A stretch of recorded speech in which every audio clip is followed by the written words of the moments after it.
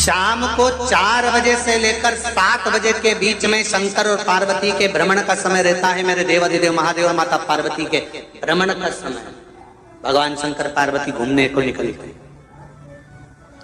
इसलिए हमारा सनातन धर्म कहता है शाम के समय पर माताओं को झाड़ू नहीं लगाना चाहिए, शाम के समय पर माताओं को चूड़ी बिछिया नहीं बदलना चाहिए, शाम के समय पर माताओं को मांग में सिंदूरा नहीं भरना चाहिए, शाम के समय पर माताओं को बाल नहीं बांधना चाहिए, शाम के समय पर माताओं को चौखट पर नहीं बैठना चाहिए। उसका कारण क्या है?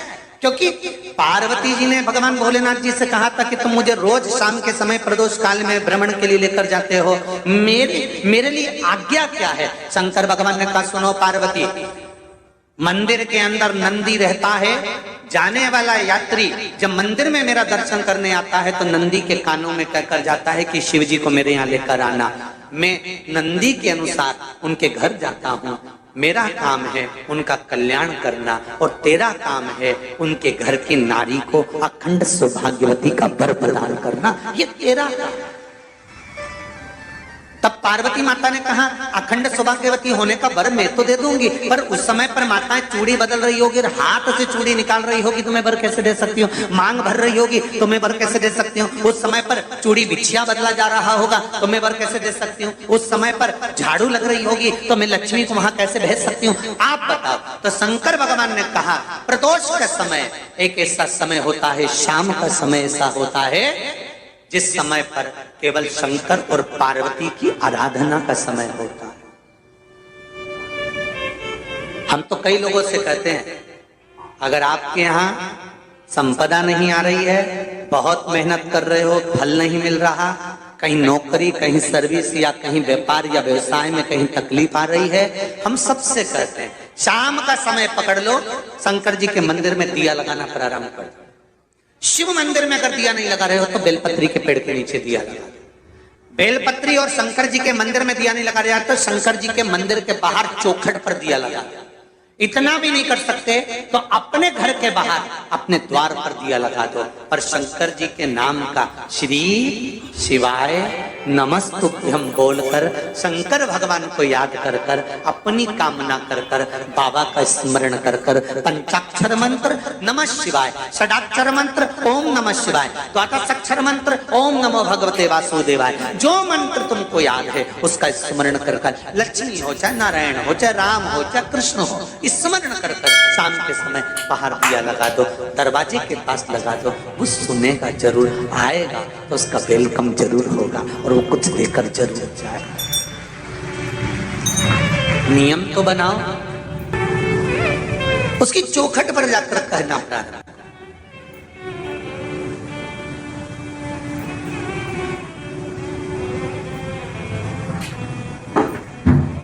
बृहस्पति महाराज ने कहा कि शाम का समय जो प्रदोष का समय होता है उस समय पर इंद्रदेव तुम शंकर जी की आराधना करो। शिव आराधना से शंकर जी जो मार्ग प्रशस्त करेंगे, शिव आराधना से जो शंकर जी कहेंगे वो तुम करना, ठीक है? आराधना करी बाबा भोलेनाथ जी।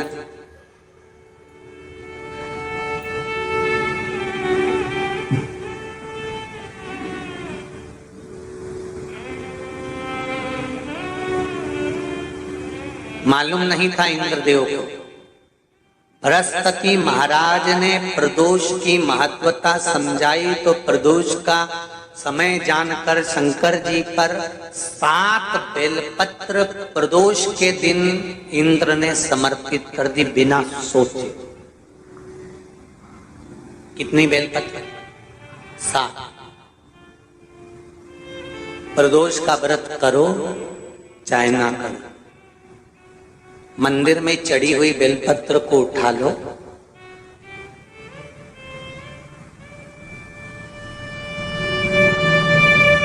बेलपत्र का ब्रह्म कमल बना लो,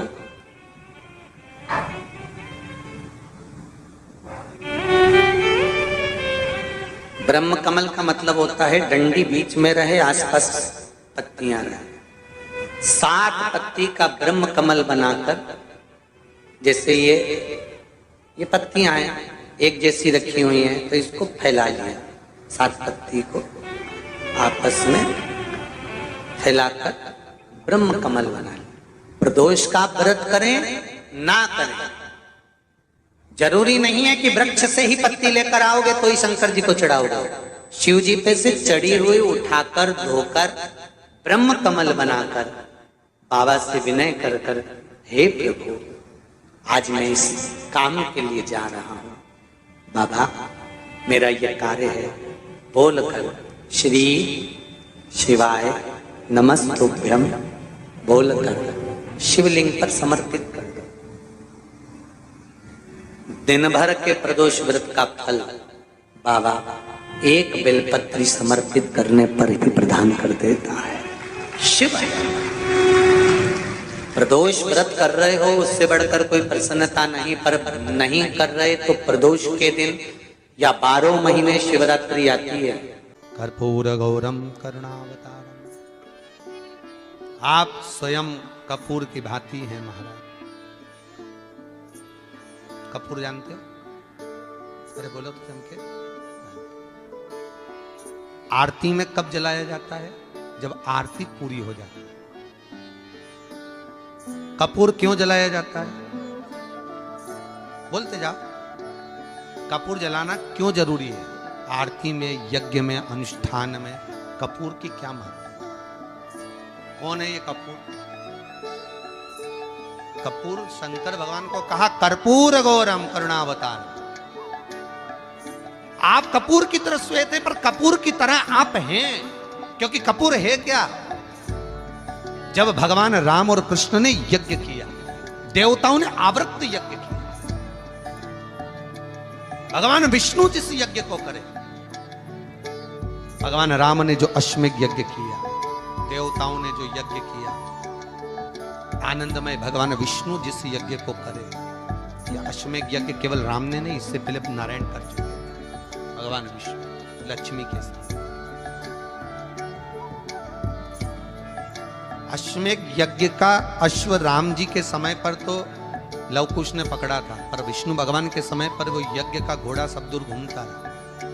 वो अश्व जो आया वापिस, तो भगवान विष्णु से उस अश्व ने निवेदन करा कि अब मुझे करना क्या, मैं सब दूर से आ चुका, या मैं पृथ्वी पर ऐसे ही भ्रमण करता रहूंगा, जगत में ऐसे ही घूमता रहूंगा। तब भगवान विष्णु ने भगवान शंकर से निवेदन करा कि इस अश्व का क्या करें।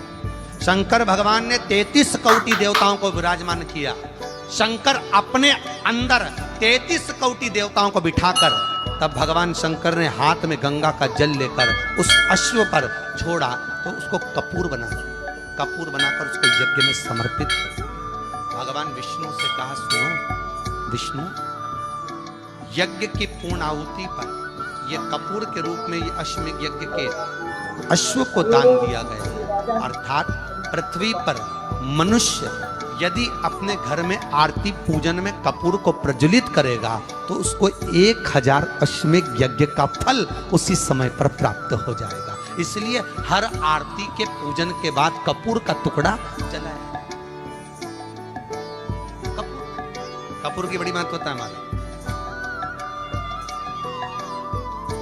यदि घर में क्लेश मचा हुआ है, बहुत अशांति है, बहुत ज्यादा क्लेश है, बहुत ज्यादा क्लेश, तो कपूर के 4 टुकड़े कर लीजिए और 4 टुकड़े कर कर चारों दिशा में घर में रख दीजिए। कितना भी झगड़ा चल रहा होगा, कितना भी क्लेश मचा होगा, शांति हो जाएगी, अपने आप शांति हो जाएगी 5 या 7 मिनट के। बस कपूर के टुकड़े को 4 दिशा में रख। शिव का स्वरूप है, अश्वमेध यज्ञ का फल प्रदान कर देना। कोई फैक्ट्री नहीं चल रही हो, कोई व्यापार नहीं चल रहा हो, तो एक कांच की प्याली में कपूर के 7 टुकड़े, फिटकरी के 2 टुकड़े और खड़े नमक का 1 टुकड़ा केवल उस प्याली में रख दीजिए महाराज। 15 दिन तक रखे रहने दो उसको, आपको खुद मालूम पड़ जाएगा कि व्यापार कैसे चल रहा है। आनंद की अनुभव होने लगे, अपने आप व्यापार दौड़े, अपने आप आपका व्यापार। श्री शिवाय नमस्तुभ्यम। हर हर महादेव। पूज्य गुरुजी ने इस वीडियो में गुप्त नवरात्र के विशेष उपाय कथा में बताए हैं। गुप्त नवरात्रों में संध्या दीप अवश्य जलाएं। इससे आपकी हर मनोकामना पूर्ण होगी, घर में लक्ष्मी का वास होगा, बीमारियां दूर होंगी। इसलिए आपको संध्या दीप अवश्य जलाना चाहिए। वीडियो अच्छी लगे तो like share and subscribe, comment में श्री शिवाय नमस्तुभ्यं हर हर महादेव अवश्य लिख देना। जाते जाते चैनल को सब्सक्राइब अवश्य कर देना। जय श्री राम, हर हर महादेव, जय श्री महाकाल।